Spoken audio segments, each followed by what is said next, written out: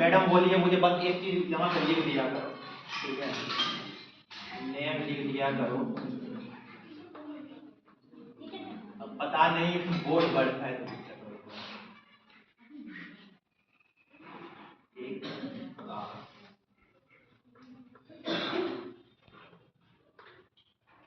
अगर मेरे क्लास में आज मन न लगे तो पैसे वापस। आप जब बाजार जाते हो तो बाजार में देखते होगे कि बोलता है सर ये सामान ले जाइए ना, ये सामान ले जाइए, आपको अगर अच्छा नहीं लगा तो सामान वापस दे दीजिएगा। तो अगर मेरे क्लास में आज मन नहीं लगे तो मैं बोल रहा हूँ पैसे वापस, ठीक है। इसमें थोड़ा दिक्कत हो गया।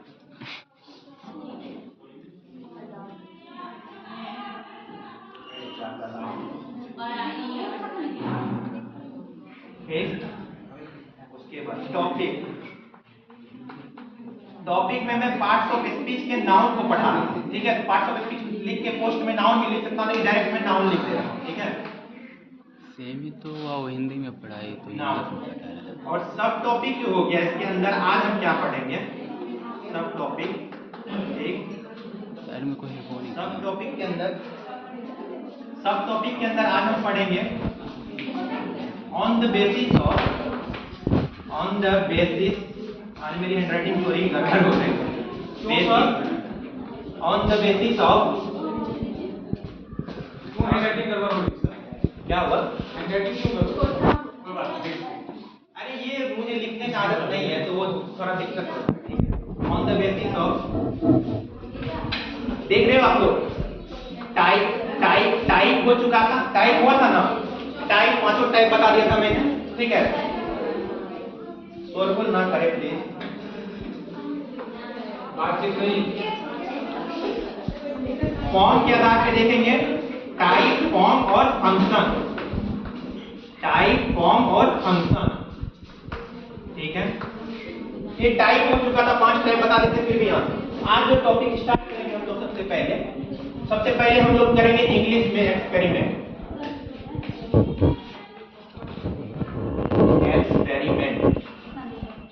ठीक। एक्सपेरिमेंट करेंगे, एक्सपेरिमेंट के बाद मैं मोटिवेट करूंगा, ठीक। मोटिवेट के बाद मैं क्या करूंगा, रिकैप करूंगा। कल मैंने जो पढ़ाया वहां से मैं स्टार्ट करूंगा, तो रिकैप करूंगा मैं, या तो रिकैप ऐसे लिखो या डायरेक्ट भी लिख सकते हो, ठीक है। रिकैप के बाद यहाँ व्हाट, मतलब मैं क्या पढ़ाऊंगा, ये आज का होगा, ठीक है।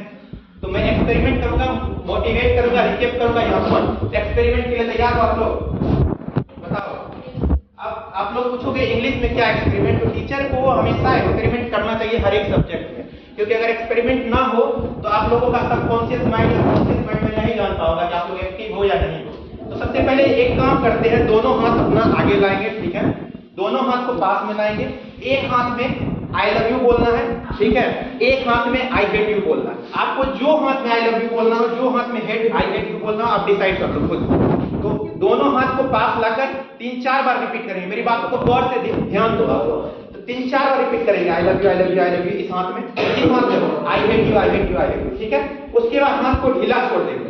तो आप देखोगे जिसमें आपने पॉजिटिव वाला चीज बोला है वो हाथ ऑटोमेटिकली नीचे जाएगा, आप देखना, गौर करना, लेकिन दोनों हाथ को पास लाके बोलना, ठीक है।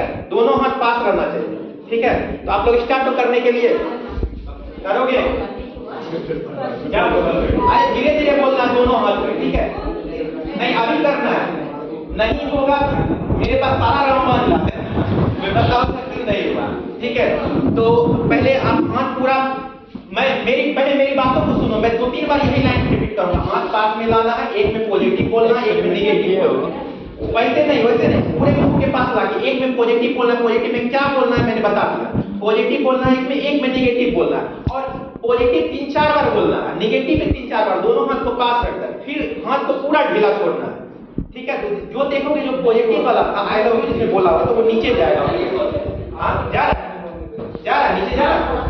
तो एक बार करके देखो, चलो स्टार्ट करो, एक बार ट्राई करो, मेरी बातों को गौर से सुनो। एक में पॉजिटिव बोलना है, एक में नेगेटिव बोलना है, हाथ ढीला छोड़ना है, दोनों हाथ को पास लाना है, उसके बाद ढीला छोड़ देना, एक नीचे जाएगा ऑटोमेटिकली, पॉजिटिव वाला नीचे जा रहा है, किसका नहीं जा रहा है बताओ, किसका नहीं जा रहा,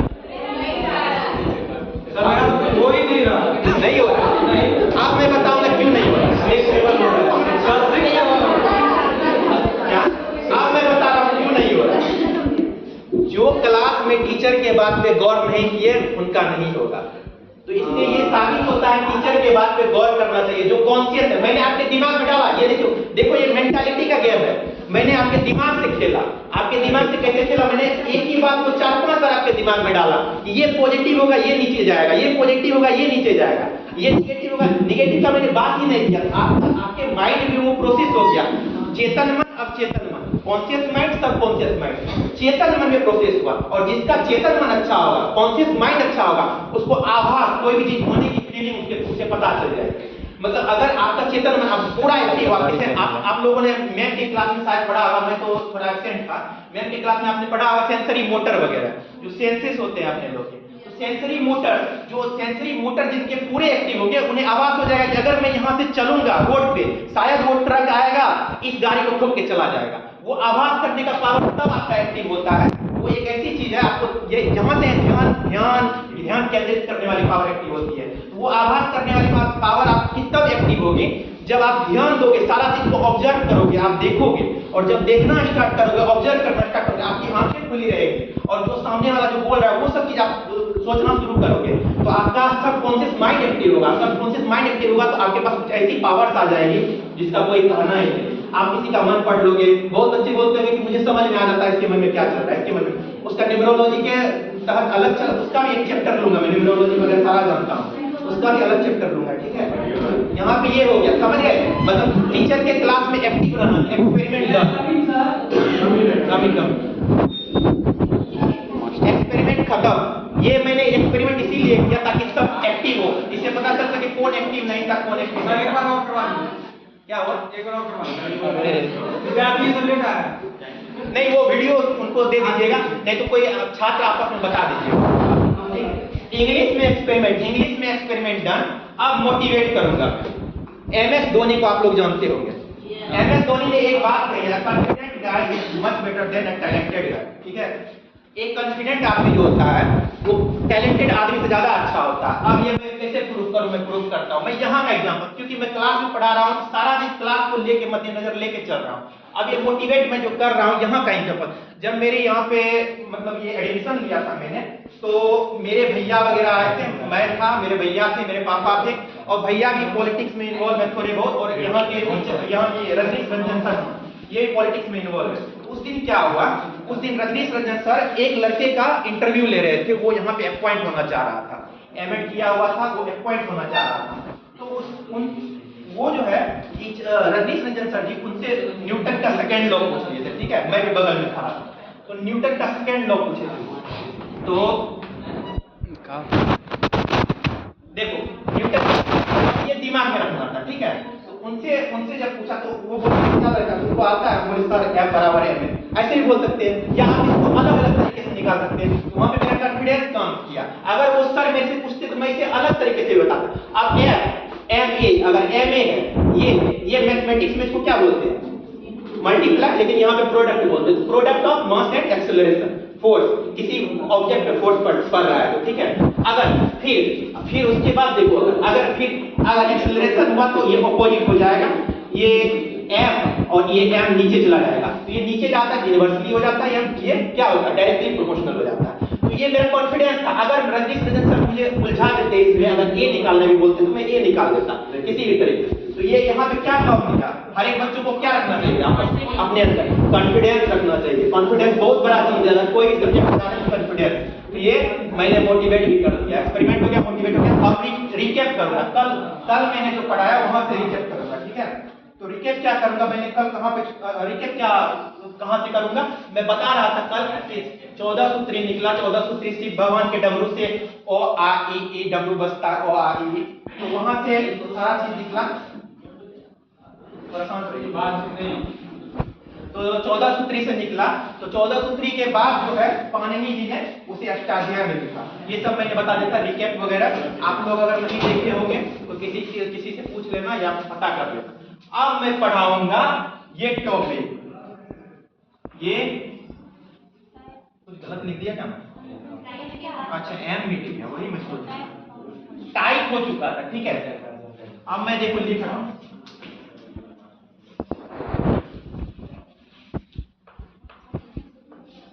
टाइप हो चुका चुका था, 5 टाइप हो चुका था।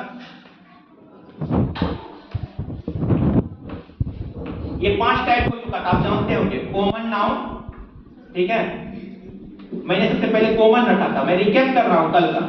कॉमन रखा था, कॉमन नाउन। कॉमन मैंने क्यों रखा था पहले मैंने बता दिया है। मैं चाहता तो प्रॉपर भी रख सकता, यहां पे मैंने प्रॉपर रखा था, प्रॉपर नाउन।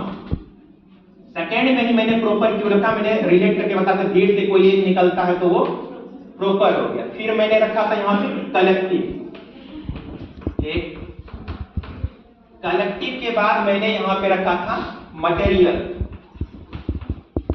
मटेरियल, और मटेरियल के बाद यहां मैंने लास्ट में रखा था एब्स्ट्रैक्ट। तो ये कंप्लीट हो चुका है। ये देखो, ये कल का टाइप कंप्लीट हो गया। देखो टाइप, नाउन पढ़ने का पहले टाइप होता है, टाइप के बाद फॉर्म, फॉर्म के बाद फंक्शन। अभी नाउन खत्म नहीं हुआ, मैंने बस टाइप तक यहां तक करके छोड़ दिया था, ठीक है। देख लो, देखा आपने? तो यहां पे मैंने यहां तक करके छोड़ दिया, मैं मिटा देता हूं। मिटाना तो नहीं चाहिए, इसके बाद मैं बताता example.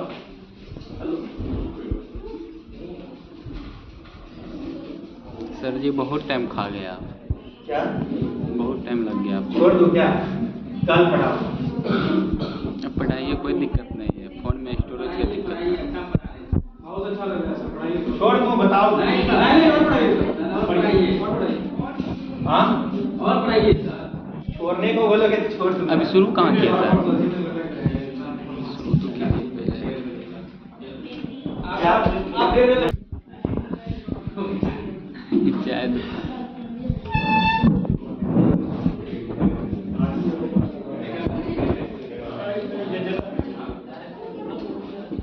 Type form,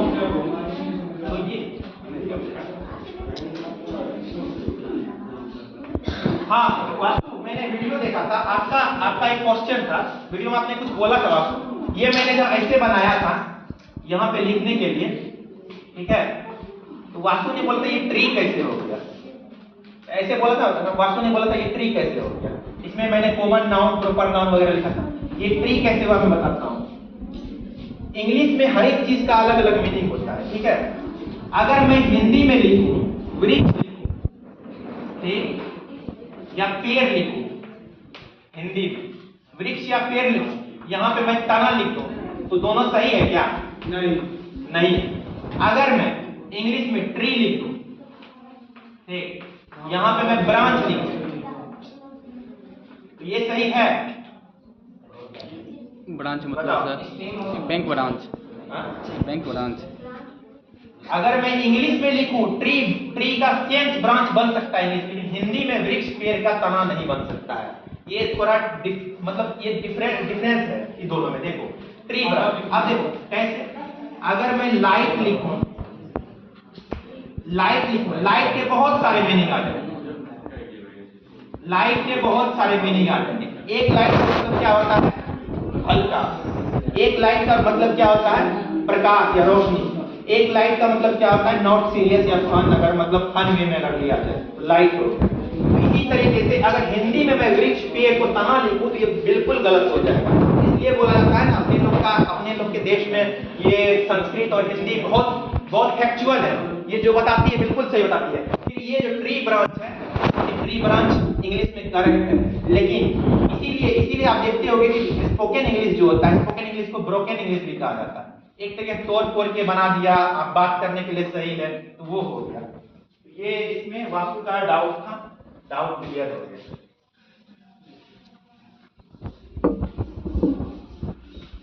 sir English बात तो मैं लिखूंगा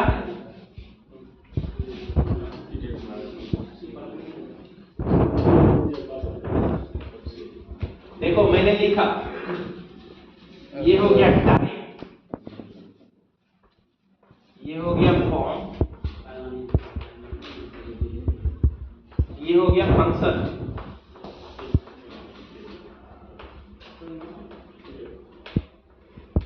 टाइप फॉर्म फंक्शन। टाइप मैंने 5 टाइप पढ़ा दिए थे। फंक्शन में देखो,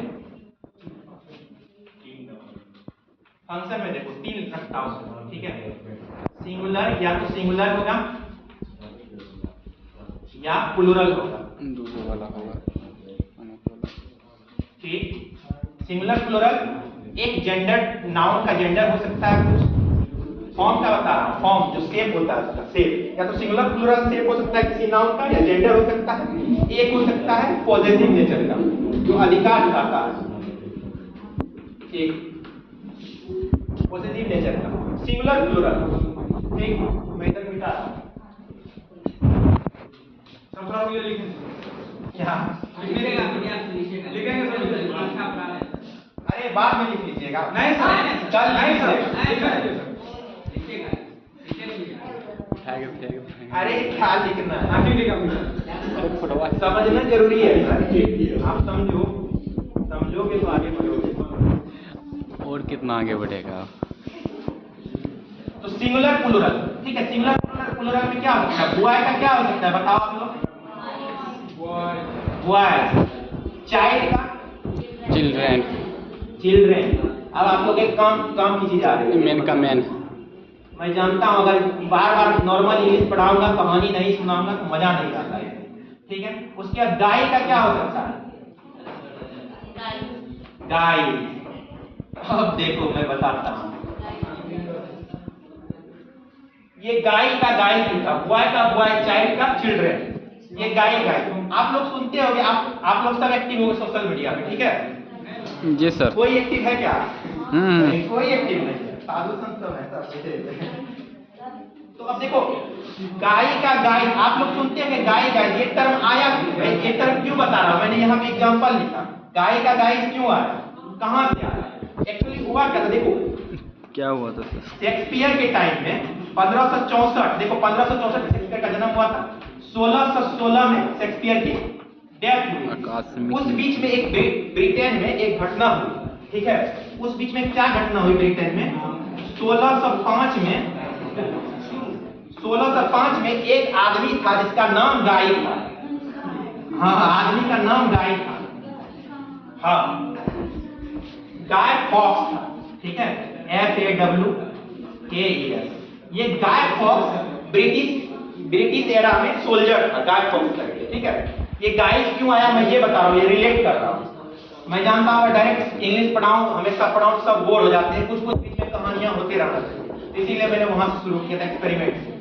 ये गाय फॉक्स 16 से 5 ईस्वी में क्या किया, इसका दिमाग फिर गया, ठीक है, पता नहीं इसको क्या हुआ नहीं हुआ। ये क्या किया, बम ब्लास्ट, पार्लियामेंट को उड़ाने का काम की सोचने लगा, पार्लियामेंट में उड़ा दी। तो जिसका वो नाम था गन पॉइंट, ठीक है, कुछ ऐसे ही था, गन पॉइंट करके, ठीक है, मुझे उतना क्लियर अभी याद नहीं है। तो गन पॉइंट प्लॉट करके कुछ था, वो प्लॉट रचा था, प्लॉट रचना होता है ना, वो 1605 ईस्वी में वो गन पॉइंट प्लॉट करके कुछ वो रचा हुआ था कि मैं पार्लियामेंट उड़ा दूं लंदन का। और 1606 ईस्वी में उसे फांसी हो गई, फांसी नहीं, वो एक्चुअली फंदा पर से डायरेक्ट जंप मार दिया, उसका नेक पीछे का गर्दन टूट गया, ठीक है। तो लोग जो प्रदर्शन करने लगे, उस टाइम ये वायरल हो गया। अभी के टाइम में सोशल मीडिया पे लोग वायरल होते हैं, उस टाइम ये वायरल कैसे हुआ कि उस टाइम क्या आदमी जो है ही इज द कल्प्रिट ना बोल के आदमी क्या बोल रहा था उस time, he is the guy, ऐसे बोल रहा था। उस टाइम से एक गाय फेमस हुआ, सोशल मीडिया में भी गाय चलता है, ठीक है। यहाँ तक हो गया। अब मैं इससे आगे जाऊँ, बहुत अच्छी लड़की।